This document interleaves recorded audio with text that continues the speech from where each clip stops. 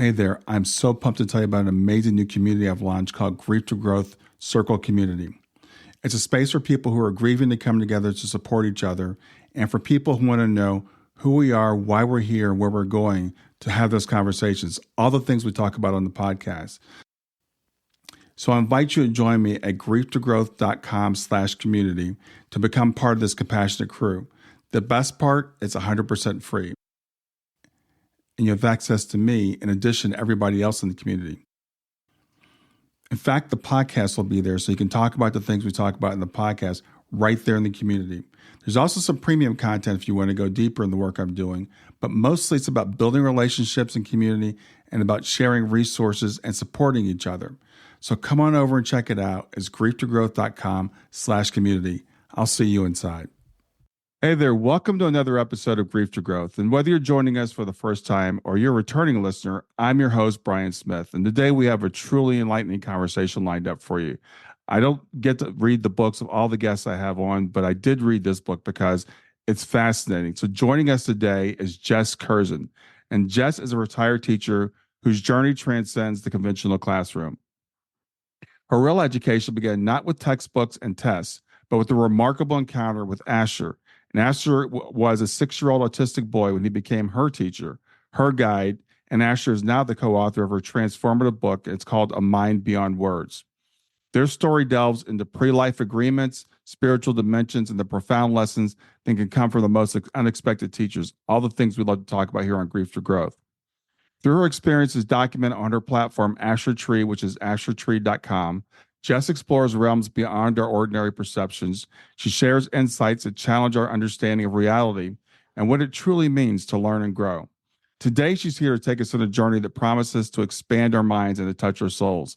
So as we explore the depths of human and spiritual connections, remember to join us at grieftogrowth.com/community to continue the conversation there. So with that, let's welcome Jes to the show. Hello, Brian, and thank you so much for inviting me to your show and for that amazing introduction. That's really appreciated. Well, thank you for your amazing book and the amazing work that you've done in the field of human potential and who we are. So I do want to let people know before we get started that we decided not to show your image in the interview, and that's to protect the privacy of Asher, who's a very private young man. So I am looking at you. You're a lovely woman, and I thank you for being here today. Yes, I appreciate that. Thank you. It's very good. So tell us how you encountered Asher in the first place. How did you guys meet? Well, I was a school teacher in a specialist class for children with speech and language difficulties. So there were several who had some form of autistic spectrum perception, and there were others who just had problems with the muscles in their mouths and they couldn't speak properly. And Asher was admitted to the class because he fitted both those criteria as a 6-year-old child. And at first I thought, right, here's another one, I'll work with him. I'll teach him how to control the muscles in his mouth, how to speak properly. I've been doing this job for years. I knew what I was up to, and I thought that would be it. Then he'd become more able to communicate and he'd be able to go off to a mainstream classroom, which most of my children did. And after I'd been teaching that particular class for a few weeks, I felt things were going a bit strange and I couldn't really follow what was happening in my classroom, but I didn't seem to have a control of the class. And I felt that it was almost as if someone was sabotaging my lessons. And I thought either I was paranoid or something was wrong with me. So I watched carefully. And because he was the new kid in the class, he was the one I watched particularly. Mm-hmm. And I could tell he was a very bright little boy. That was obvious right from the get-go. But the more I watched Asher, the more I realised, he was the one who was messing up my lessons. He would spread little bits of misinformation. He'd get up to things very, very cleverly so that it was very hard to notice. And eventually I took him aside and I said, can you explain why you're messing all my lessons up. And you might expect a 6-year-old who's been rumbled for doing something like that to either look a bit scared that they're going to get told off, or to fall about laughing and say, ha ha, I got you. But he didn't do either of those things. His face just lit up and he stared at me and he said, it's you. I thought it was you. And I had no idea what the child was talking about. So I said, what's me? And then he explained to me the best he could, given his limited language, that he'd planned these tests, as he called them, and he'd been trying them out on adults in his life since he was 3 or 4. And he'd been looking for a special person, somebody who would figure out what was going on, figure out what he was doing. And when he found that person, he'd have solved his problem. So I said, okay, so I passed your tests. So, now what? And he said, we made a deal. We made a deal that you'd be my helper. And I said, well, you've only recently come to the class. I don't remember making any deals with you. And he said, no, before I was born, as if that was the most obvious thing in the world. And I believed him, Brian. I actually thought, this kid is not messing me about. He does remember something that we did before he was born. And from that moment on, I watched that child very, very carefully. And thank goodness I did. So, yeah, there was no punishment. There was no telling off. It was just a meeting of souls, I suppose. So did you believe in pre-birth planning before this moment?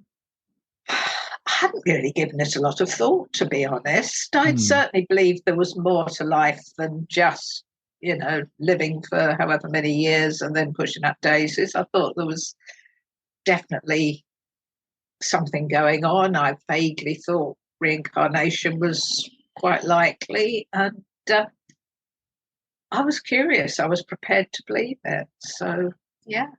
Yeah. So how did things go with Asher? You taught him, but typically you would teach a child for a year, I assume, and then they move on to the next class or next teacher or whatever. So how did you maintain this relationship for so long? Oh, that's an excellent question. Thank you. Yeah. Yes, normally I would have a child in my class for maximum of 3 or 4 years before they were ready to go back to mainstream. But very sadly, in Asher's case, something happened to change all that. He was 8 years old, I think, so a couple of years after he joined the class. And he was making very good progress with his speech, and it was looking likely that he'd be moving to a mainstream school soon. But very sadly, his mother phoned me one day and said she'd just been for some tests and she had cancer and it was terminal and she only had a few months to live.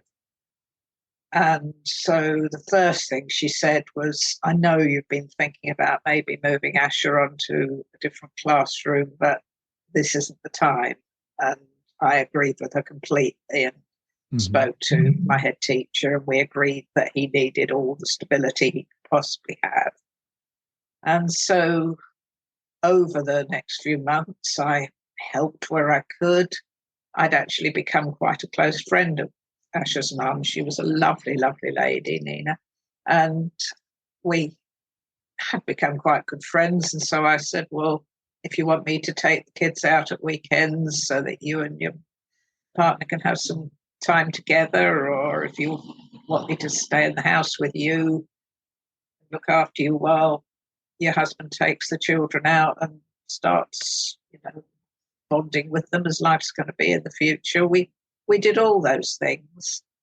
And I also got some one-to-one time with Asher. My lovely head teacher offered to read the class stories once a week so that I had some one-to-one time to, just talk things through and help him as best I could. And then, right at the very end of her life, when she was in a hospice, I got a call from Nina's husband saying, she's asking to speak to you. Can you go there after work today? And so I rushed off as soon as work had finished, got to the hospice, and she was sitting up in bed. She was coherent. She knew she only had a few days to go, but she wanted to talk to me. And she had two things to tell me. The first was she wanted me to get Asher to go and visit her because he'd been avoiding doing that. He just found it too painful, too difficult. And she said, can you ask him just to come in and say goodbye? Because if he doesn't, he's going to feel really bad afterwards. And I don't want him to carry that burden of guilt. So this wasn't for her sake, this was for her child's sake. Mm-hmm. And that was very typical of her. And the second thing she said, welling up now, the second thing she said was, it's a lot to ask, but you understand Asher, you've taught him for years, you and he seem to have a very special bond.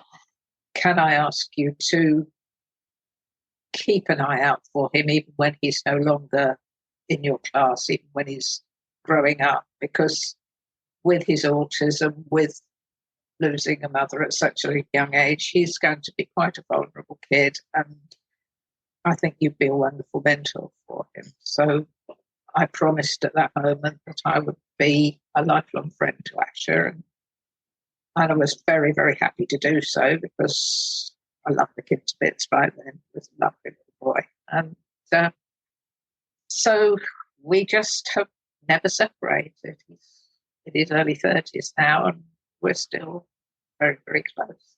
That's awesome. So Asher, he became verbal, so he's able to, can speak and communicate. But when did you learn about his other abilities? Yeah, they sort of crept up on me gradually. He told me one day, I think you should know that I'm telepathic. And I imagine being a school teacher and having one of your pupils telling you that. And right. I said, does that mean you can read my mind? And he just beamed and said, yep. And I discovered that the whole class, even before they could speak, were communicating with each other telepathically, which I'd been teaching children like that for years, and it just hadn't dawned on me that they could do it. But this lot did, and they kind of attuned me to it so that I could start picking it up. And I didn't use it very much with Asher. He said afterwards that he didn't really want to focus on the telepathy at that stage because he wanted to move from telepathy, which was his first language, that was how he put it, to speaking and being able to use his voice because that's what everybody else did and it would make life easier for him.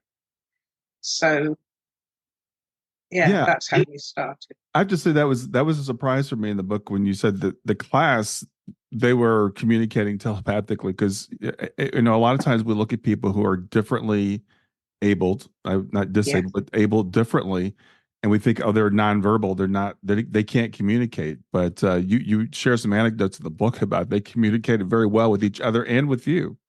Oh, yeah, absolutely. And they'd been doing it with themselves. Yeah, there was one time when I was watching them when they were still quite tiny and they were playing in the school playground. And I just, as I watched, I thought, this game is not just random. There's actually, they know what they're doing. They're taking part in a creative game that everybody knows where they should be and what's going to happen next and where they're going. And they're not using any words. They're not speaking. There's some laughter and there's a few sound effects, but nothing else. And that's when it dawned on me. They are communicating with each other with their minds. And the thing that dawned on me straight after that was if I mention this to any of the other staff here, I'm probably going to get the sack because they'll think I'm crazy. So I kept it very much to myself. Yeah, I think like I said, that was one of the things I took away from the book that I was really, I mean, so Asher, of course, is a special person, but a lot of these children, if not all these children that are neurodivergent, that have different ways of processing. Our first language, from my understanding, is from people that have near-death experiences, et cetera, is telepathy. And then we come here, we have to learn to be verbal. So it's interesting. Asher was like, okay, you're going to be my helper because you're going to help me with the verbal aspect of this life on Earth. Mhm. Yeah, but there was much more to it than that because that was just the start of it. That's all he knew at that time. Right. Yeah, I mean, I've got a theory that we do, as you say, all start off using telepathy. Little babies, they can communicate with their caregivers, their mothers. They have a way of letting their mums know when they want feeding or when they need changing, whatever. And it's not spoken, obviously. Mm-hmm. And my theory, for what it's worth, I haven't got any proof of this, but I think that children around 1.5, 2 years of age, they start to develop spoken language. And at that point, they let the telepathy sort of slip away. Mm-hmm. But some children choose not to do that. Asher was definitely one of them. He didn't want to drop the telepathy. He wanted to keep the telepathy going because he could see the advantage to it but it didn't help him too much because nobody else could pick up what he was trying to beam to them, if you like, except these other children in the class. So you and Asher communicated primarily verbally because you were, again, he wanted to learn to use his language, but then after a while it kind of switched back the other way. He started speaking with you telepathically. But I guess maybe before we get to that, you guys took a lot of adventures. You took a lot of train adventures. So tell us about how those came about. Yeah, well, as I'd said before, when his mother was ill, I used to take him off on trips. I don't drive. I don't have a driving license, but we happened to live in a town that was about an hour's journey by train to London. And of course, from London, it's our capital, you can get to anywhere else in the country. And so to start off with, I just took him on little trips down to London for a day, and he absolutely loved trains. He became completely obsessed with trains. Yeah, he couldn't get enough of them, and it was always, when are we going on a next train ride? When are we going on another train ride? And he planned trips on our underground system, the Tube, and I gave him his own tube map, and he loved planning the most convoluted, difficult routes you could possibly imagine. Not telling me where we were going, just say, right, we need to change here, we need to go onto this line, and we need to change there, and we need to go onto that line. And he'd end up spending an entire day dragging me around on the underground, never getting out again. So, yeah, one time I said to him, why do we do this? We never go anywhere. We never actually end up any place. We're just sitting on these wretched underground trains all day long. And I mean, he could only have been a little kid, primary school age, 10 maybe. And he just turned and looked at me and said, don't you understand? It's the journeys that matter, not where we're going. And I thought, yeah, you're not just talking about train rides, are you? Yeah. Just grinned and carried on. Yeah, I thought that was so profound. That the point in the book about it's not about where we end up. It's about the journey and the convolutedness of it. Because we are so driven in our lives to go from point A to point B, and we until we get to point B, nothing else matters. And he was teaching you these things in some very inventive ways.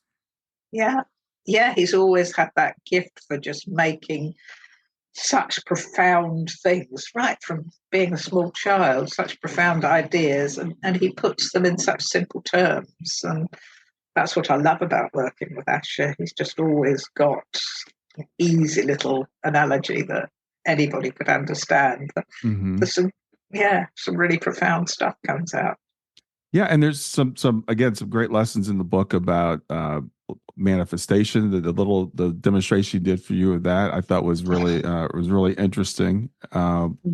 These concepts that we struggle with so much, that he puts in such a simple way that we can understand.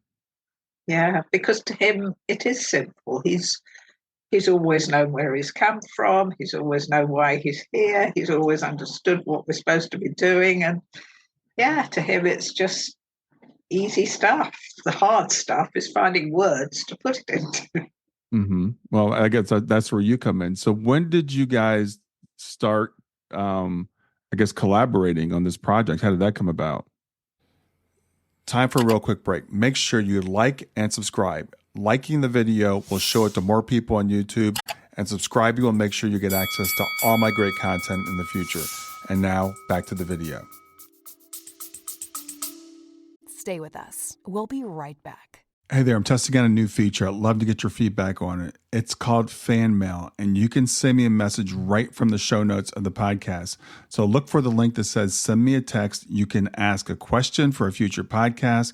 You can suggest a guest or just give me any feedback you want.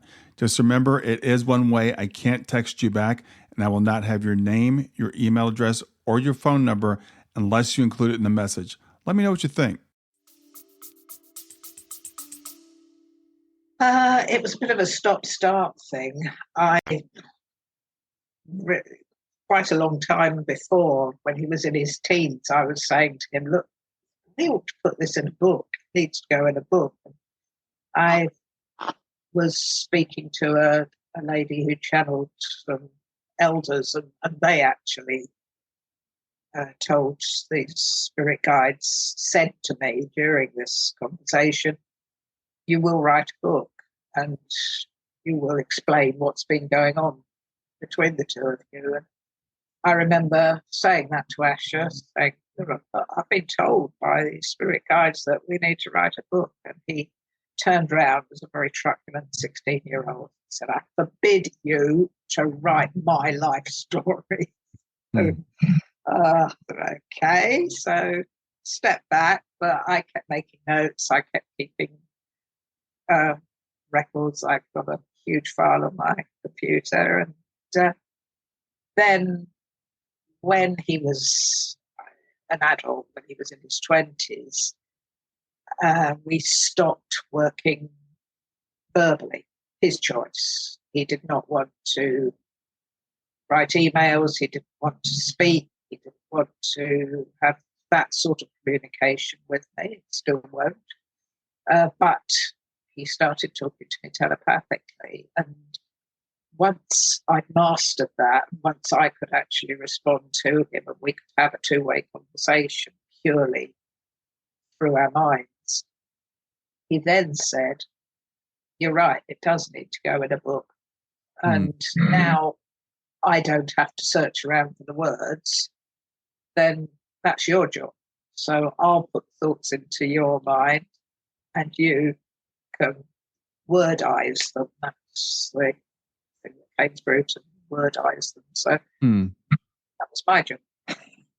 Yeah, it's really interesting. There's a concept in the book that I really hadn't heard before, because as you said, you don't communicate with Asher verbally anymore. It sounds like very, very rarely, I guess, you text or an email or something, but you guys don't communicate on a regular basis the way that we would communicate, but you're communicating telepathic. And you talk about you're communicating with his telepathic self, if I remember the phrase correctly. Is that right? Yeah.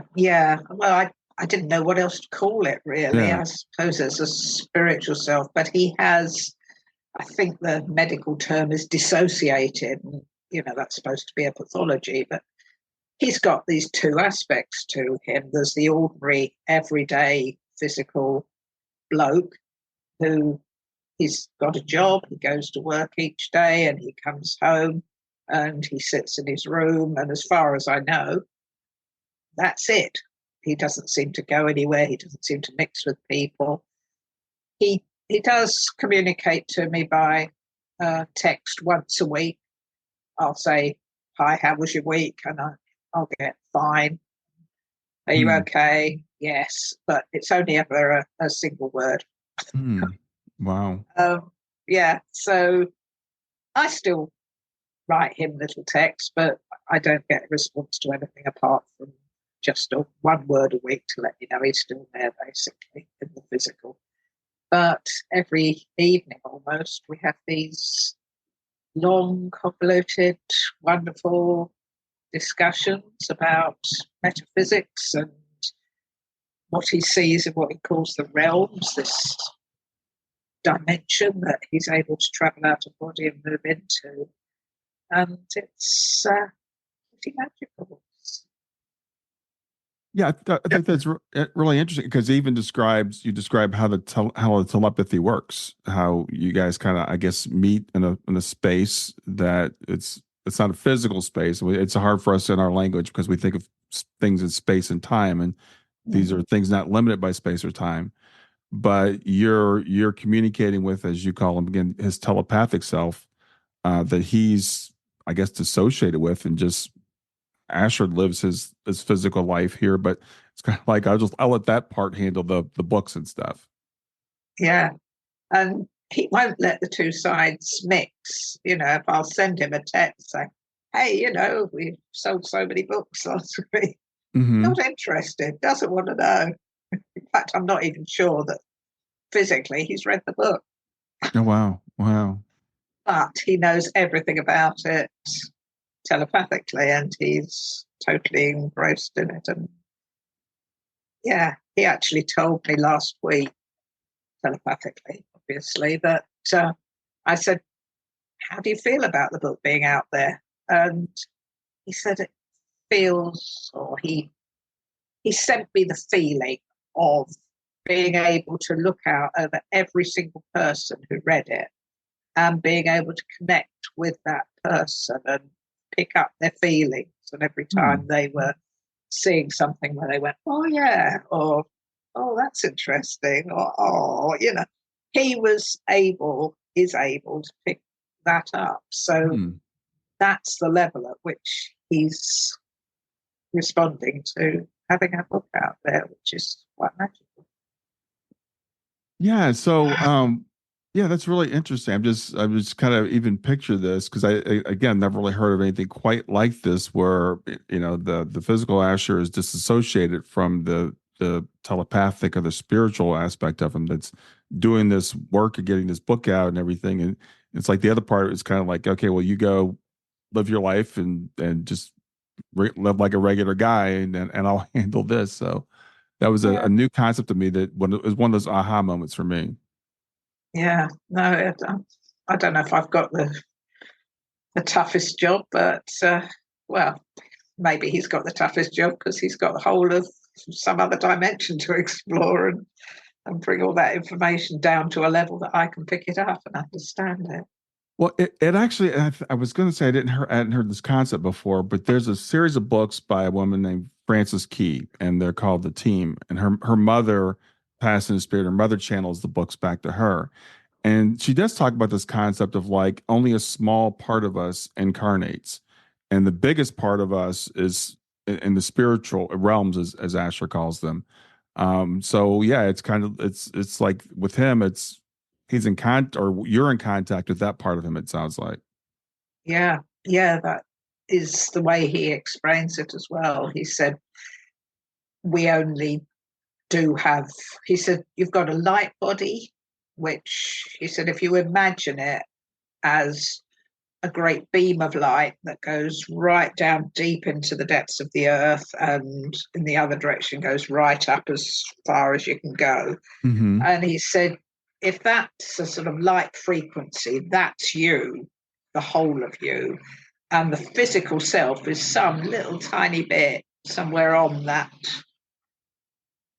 spectrum. And he said, we're the visible light spectrum. We're just the sort of red through to violet bit that we can see, but all the sort of infrared and ultraviolet and all the things way beyond in either direction, they're not part of the physical body. They're all part of the light body. Stay with us. We'll be right back. Hi there, I'm really excited to tell you about my latest ebook. It's 4 lessons that you can learn from the near-death experience without going through all the trouble of dying to learn them. I've been studying NDEs for several years now. I am completely convinced that not only are they 100% real, but that there's some very universal wisdom that we can get from the near-death experience. And I've distilled that down in this book into 4 short lessons. And I've also given you all the reasons why I believe that NDEs are absolutely real. So go to www.grieftogrowth.com/NDE lessons to pick it up for free. www.grieftogrowth.com/NDE lessons. I hope you enjoy it. Yeah, that was really interesting. And you talk about chakras in that part of the book also, and describe chakras in a way I hadn't heard before, because we think of them as discrete, red, orange, yellow, blue, green, violet, whatever. And he describes them as more of a spectrum, if I remember that correctly. Yeah. Yeah, no, that was new to me as well. I was quite stunned by that, because when he started talking about these light frequencies, I said, "Oh, you're talking about chakras." And he said, "Yeah, but people just think there's 7 chakras, or however many their belief system says." And he said, "You do much better if you think of it in terms of a spectrum, if you think of it as moving from red through a sort of orangey red to a deep orange, and then moving into a sort of golden color, and then eventually to yellow, and so on." And I said, "Well, what's the advantage of that?" And Asher's very simple idea was, if you had a huge box with 100 coloring pencils in it, all those colors, and you only ever use 7 of them, don't you think that would be a bit limiting? Yeah. Yeah. I love that. Yeah. So, in terms of, I know in the book, like I said, there's a whole lot of lessons in there. There's lessons about like the way that people that are neurodivergent, like the way their brains work, which I think would be really interesting. So I wonder, do you know if has medical science looked at that at all and understood that what you explained in the book? I think medical science is still a little way behind that. I think there probably are some pioneering people who are starting to look at it, but I have done, a fair bit of research and tried to find out. But yeah, there's people who are starting to pick up on the spiritual aspect, the multidimensional aspect of autism, but they are in the minority, because most doctors, medical people are very firmly caught up in us being bodies, and even our thoughts and our emotions and everything is all somewhere in the body. And Asher says, no, that's just not the way it is. Yeah, well, that's it's funny, we were talking before we start recording about the lessons of this book and what people can take away from it, people like in my audience. And it's what I try to tell people all the time: we are not what we appear to be. Us neurotypical people, but even these neurodivergent people, in a lot of ways, it seems like they are actually more capable than we are, because they are connected to the higher realms. But because they're not as connected to the physical, we think there's a deficit there, and it's actually quite the opposite in many cases. Yeah, in fact, that's something I've been discovering since I wrote the book, because I often take copies out and sell them at book fairs and places. So I get to meet people, which I love doing, because I've got the banner up with a picture of sort of what the book's about. And I find loads of people walk past, but certain people, every single time I do this, are just drawn towards me. And they go, "Hey, you've had somebody with autism who's telepathic." And I'll say, "Yeah, that's right." And they say, "I work in," and then it'll be a centre for adults with learning difficulties, or a school for autistic children, or a place for non-speaking people. And these people are communicating with me. I've always felt they are. And I think every single time I've had one of those stalls, I've had at least two people have come up and said something like that. Mm-hmm. Yeah, even people who have no speech at all, people who are completely non-speaking, do have this capacity. They just need, as Asher says, the one person who can tune into them and pick up their thought patterns. Mm-hmm. Yeah, it's interesting. I think we've all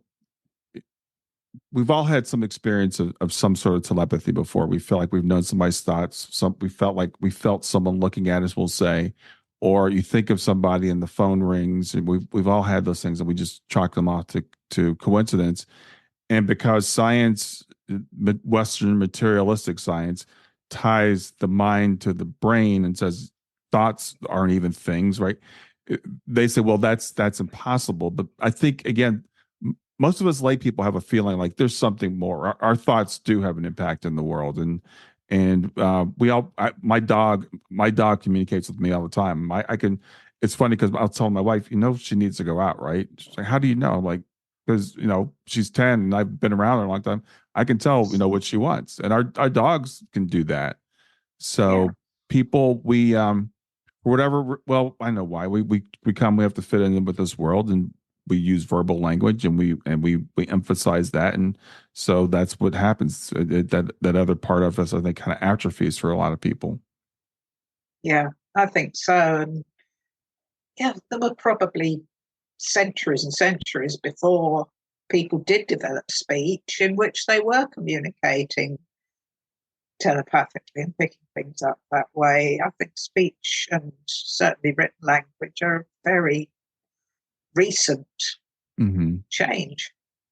And it's got good bits, but it's also got not so good bits. It's got parts that you think, well, if we could all read each other's minds, it would be curtains to most of the politicians, wouldn't it? Yeah, it would be interesting. It would be very, yeah, but there's so many misunderstandings that come from verbal communication. Yeah. We say one thing and the other person hears another thing, and we can't communicate feelings very well through words. So there's definitely some limitations. And this is something where, and I've heard a lot of people say this, we can all develop these abilities. We all have them. They may be latent, but we can develop them if we work on them.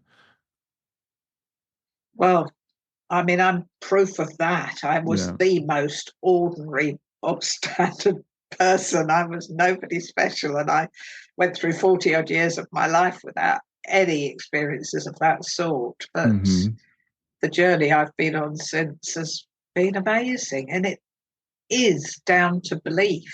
It took me years to believe that I was actually picking up what I was picking up from Asher. It makes it sound easy when I said, I've written this book called The Mind Beyond Words, and it tells you, all about these wonderful conversations we have. But actually, I spent a huge part of that time thinking, well, I felt like I got this message from him, but it's just wishful thinking, isn't it? I can't. Right.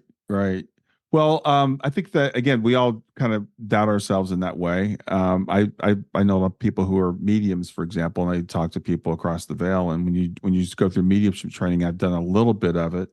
When I do get something right ahead, I'm like, well, that was just my imagination, or that was just a good guess. And so for you with Asher, again, I think it's really important we bring this point forward. It's not like one day you just said, okay, Asher, we're going to sit down and write this book together. It took years for you to develop this, and maybe not develop it, but to believe in it, to trust it. Yeah. It's the trust that is the hardest bit. And I still, if I'm absolutely honest, I still have times where I think, I'm not getting this. I'm just not getting anything tonight. And I'm not, and then when we do reconnect, I say, what went wrong? And he said, you were doubting. Yeah. Well, let's talk, if you could. I'm going to talk about the manifestation part. And I'm not sure if that's the phrase you used in the book. I think it was. But the thing on the train with the water bottle, I thought that was really cool, because I struggle with the idea of manifestation. And so explain to people what Asher taught you. Okay, so this was back when Asher was in his teens and we were on one of our many train journeys. And he was trying to explain this whole concept of how everybody was connected, everything was connected, and that we could change our world just by the power of intention. And we're sitting on this train ride in one of those seats that has a table in between them, and we're opposite each other.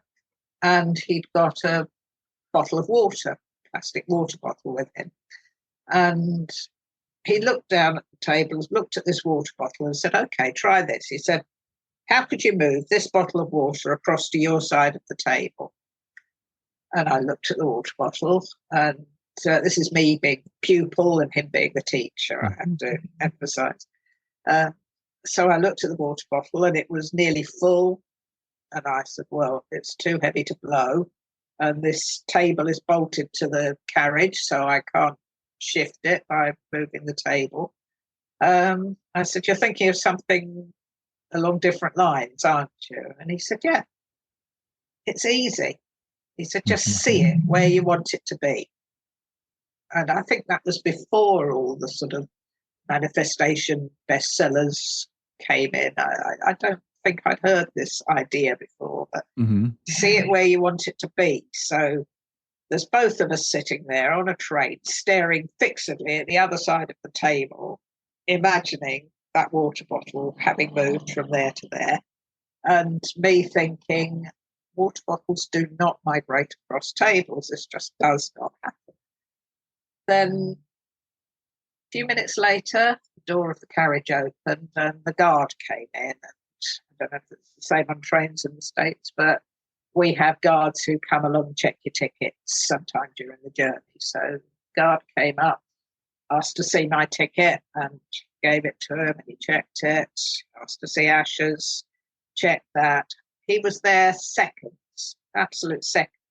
During that time, for no reason that I could possibly discern, this guard picked up the water bottle and moved it to exactly the spot we'd been looking at, and then walked on to the next people. And I just sat there staring at this water bottle, and Asher had a sort of told you so grin on his face. Yeah, it just blew my mind completely. I spent the rest of that day trying to come to terms with that. And he just carried on as if it was nothing out of the ordinary.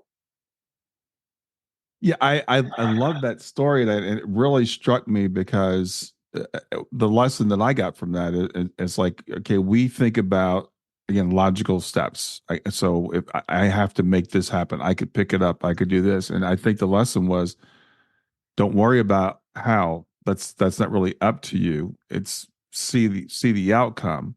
And was that the lesson? See the outcome and let life join up the dots. That was Asher's way of explaining it. So you have this situation, you want that situation, just focus on what you want to happen, life joins up the dots. And again, if we can believe it, I guess we can do it. Yeah, well, that's the thing is believing it. And I love, like I said, that illustration was so wild because, who could envision, no one's going to think, oh, we'll have the guard come in and move the water bottle. Stay with us. We'll be right back. I'm Corey. And I'm Daniel. And we are the hosts of the Light in the Darkness podcast. We're a supernatural and paranormal podcast with Christian perspective. We talk everything from angels and demons and aliens to cryptids and witchcraft. In each episode, we sit down with a guest and we listen to them share their stories of their encounters. Lots of folks, especially in the church, are experiencing weird stuff and they don't have anywhere to talk about it. And that is where we come in. We create a safe environment for folks to talk about when things got weird. We also like to inspire thought and conversation along the way. So subscribe to the Light in the Darkness podcast for bi-weekly chats about the stuff you don't talk about at church. Until then, take care, y'all.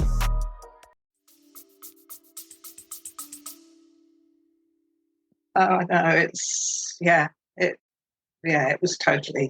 incredible day altogether. Because later on in the day, on the trip back from wherever we'd been, I was trying to get him to go to the buffet, and I was trying to encourage him because of his shyness and his autism to sort of do everyday tasks. So I said, okay, we're both starving. You go down to the buffet and buy us a snack and a drink. And he turned round and looked down the carriage and he said, no, there's a huge queue there. I'm not going now. Wait till the queue's. I'll just get rid of the queue, something like that. And so he just sat there, and a few minutes later he said, okay, I'll get them now, and got up and walked down the carriage and then came back with a couple of toasted sandwiches and stuff. I said, queue disappeared ever so quickly. How did that happen? Was that something like what you did with the water bottle? And yeah, same thing really. So he could get rid of it. He's told me later on in his life that he still uses that in everyday life. He hates queuing up. He hates being amongst a load of people. So if he's got to go to the post office, say, he will just visualize people moving away, not being around, and then be able to walk straight in there and do what he needs to. So how is your 25-year relationship with Asher and ongoing? How has it changed the way that you view life and the purpose of why we're here and all that stuff? Oh, just completely changed it out of all recognition. I mean, I would never in one lifetime have got the information that I've got without Asher there to show me. It's just been incredible. I firmly believe all the stuff that he's telling me. I have everything he says makes sense, and I feel almost as if I'm remembering it.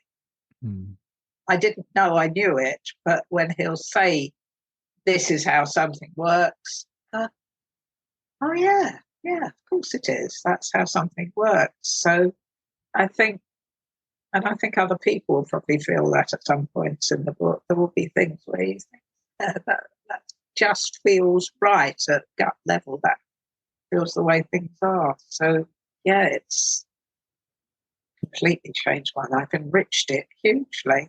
Just had a very, very different attitude to what I would have had if I carried on the other way. And there are things in your life, like even before you met Asher, just the way you ended up teaching, we call them special needs children here, but the way you ended up teaching those children, that was like an event or a series of events that happened that, to me, indicate some sort of plan. Yeah, I'm sure there was. Asher calls it subtle light navigation system. In England, we call GPS the sat-nav, satellite navigation, and he calls it subtle light navigation. And he says it's just like GPS. You tell yourself in spirit the kind of things you want to experience in this lifetime, and for some people it'll be trauma, it'll be difficult things, it'll be loss, it'll be grief perhaps, it'll be winning the lottery, whatever. You decide in spirit before you're born what you want life to give you, the opportunity to do. But how you deal with it, that's entirely your choice. So you might say, okay, in spirit, I would like to have a life where I keep getting illnesses. I keep getting ill. No matter what happens, I'm always ill again until I figure out a way to change that. So life will deliver all these illnesses, and it's down to us to figure out what we're going to do about that, for example. Yeah. Well, and I think about, you mentioned Asher's mother's passing, which is, as you said, a sad event or a terrible event. But if that hadn't happened, your relationship with Asher, do you think it would have continued? Probably not. Not with the same degree. I'm not saying I replaced his mother. No way. Nobody could replace a mother. But the relationship between us, we were kind of thrown together by this awful circumstance, and he needed far more support than most of the children that I taught. And I think it goes to even children being born differently abled, whether it's autism or whether it's a physical thing or whatever it is. A lot of times we look at that and we say that's a terrible thing, that's a tragedy. And it's interesting because as I've talked to parents of children that have special needs for whatever they are, they almost always say it's a big blessing. There's something that we get out of it so it helps us. I think the book, the examples you give in the book help us to see that this is not random. This was, this wasn't an accident. This wasn't a mistake. It's not a mistake that Asher was born autistic. Yeah. It's not a mistake that anyone's born autistic, and it's not down to, the various reasons that people say, oh, it must have been a vaccine, or it must have been this, or it must have been that. If a person has chosen to embody with that set of challenges, and they are challenges in a neurotypical world, they're challenges because we make it so, because our world is completely geared to neurotypical people, and it's very hard for somebody with autism, say, to fit into it. But no, they've definitely chosen to be that way. I think often so that they can focus on other things. It's not that every one of them is going to be spiritually gifted and psychically gifted the way Asher is, but you get people who are mathematical geniuses. They don't deal with the sort of everyday stuff, the washing your socks and the going to the supermarket and all of that, but they will sit and do amazing maths or amazing artwork or whatever, because they can fix on whatever it was they wanted to bring through in this lifetime. Yeah, absolutely. So the book again is awesome, and I think I know Asher's still teaching you. Is there a second book coming?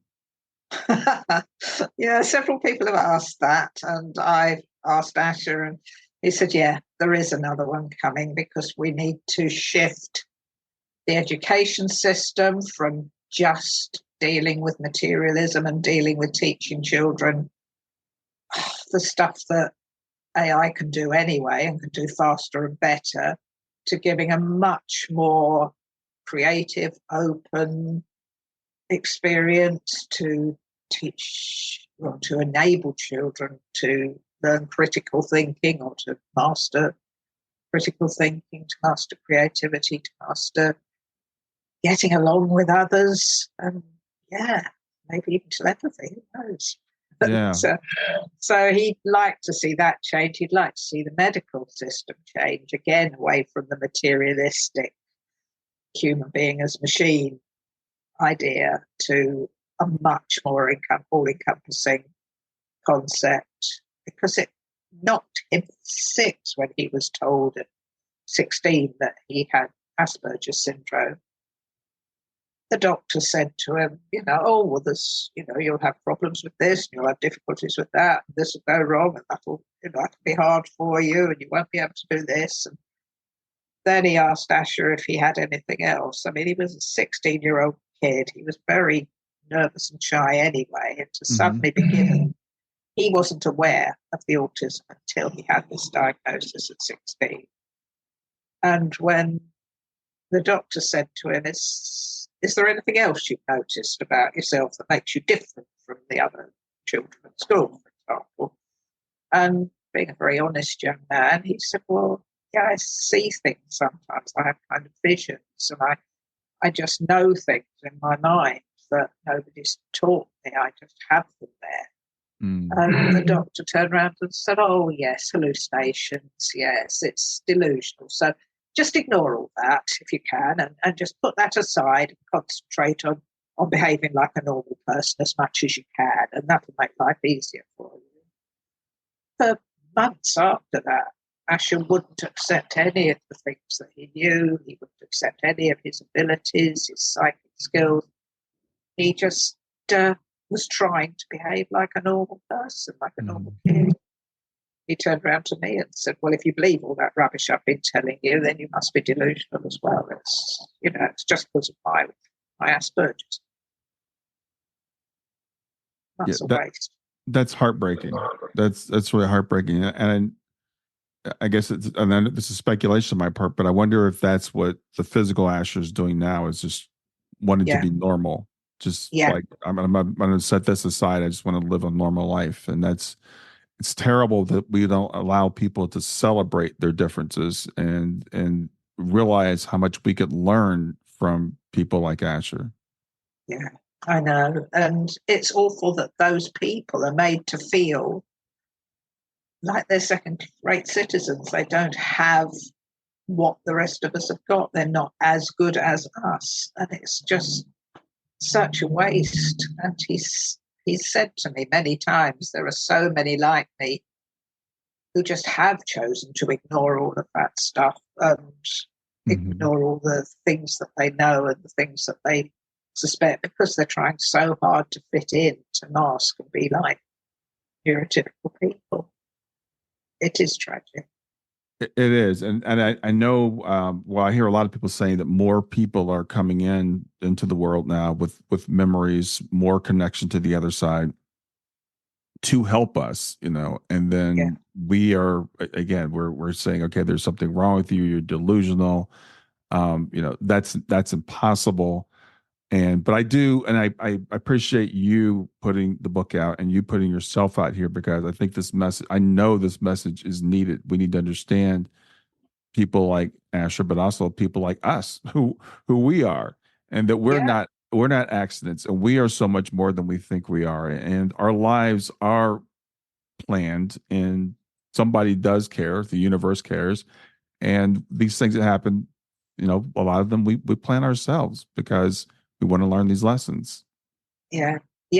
No, I'm certain there is a plan to it all. And I agree, there are more and more people who are showing up who are differently ordered, not disordered, and have these ways of being that challenge the stereotype, that challenge this way of thinking. How do doctors and medical people who are calling it a disorder explain the fact that they have these others have abilities that they themselves don't have? And they kind of brush that under the carpet, don't they?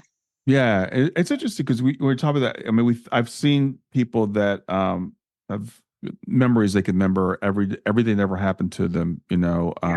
People that can do, like you said, math. People that can play instruments, and we take those people and we elevate them, but we don't. The other people that are able, like Asher with the telepathic, and they could probably teach us some more, because Asher does go to these realms, which we didn't really get a chance to talk about, but these other dimensions.